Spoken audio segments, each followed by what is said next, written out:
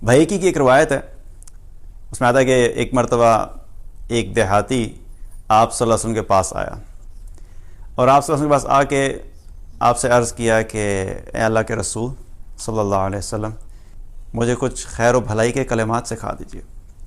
تو آپ صلی اللہ علیہ وسلم نے اس سے کیا فرمایا کہ تم کہا کرو سبحان اللہ، الحمد للہ، لا الہ الا اللہ، اللہ اکبر، یہ 4 کلمات بتائے۔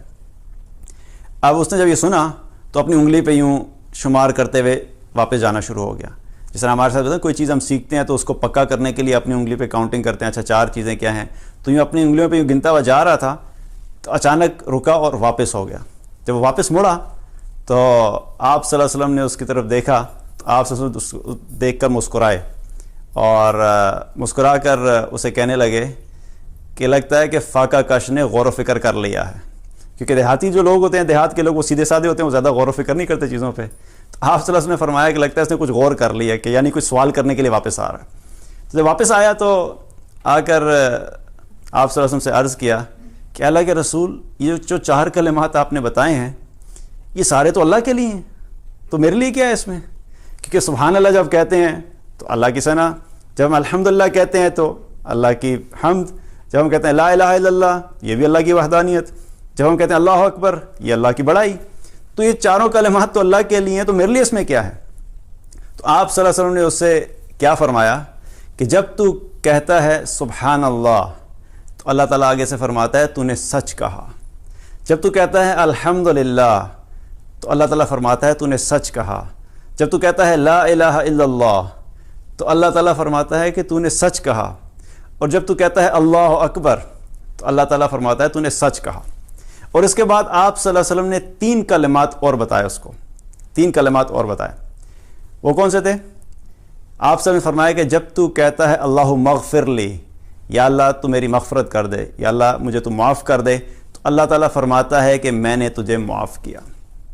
جب تو کہتا ہے اللہ مرحمنی، یا اللہ مجھ پہ رحم فرما، تو اللہ تعالیٰ کہتا ہے کہ میں نے تجھ پہ رحم کیا۔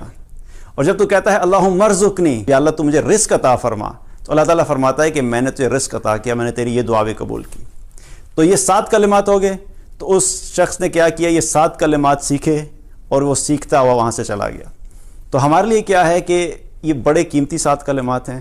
آپ سوچئے کہ جن کلمات پہ پڑھنے پہ اللہ سبحانہ تعالیٰ ہمیں جواب دے، پھر اس کے بعد جو دعا کر رہے ہیں ہم، وہ ہماری دنیا اور آخرت کی دونوں کی ریکوائرمنٹ ہے۔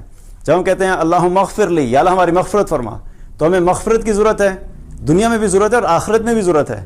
جب ہم کہتے ہیں اللہ مرحمنی، یا اللہ ہم پہ رحم فرما، تو ہمیں اللہ کے رحم کی، اللہ کی طرف سے رحمت کی ضرورت دنیا میں بھی ہے اور آخرت میں بھی ہے۔ اور اللہ مرزقنی، یا اللہ مجھے رزق عطا فرما، تو ہمیں رزق کی بھی ضرورت ہے۔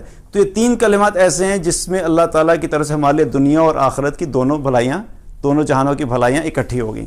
تو 7 کلمات کیا ہو گئے؟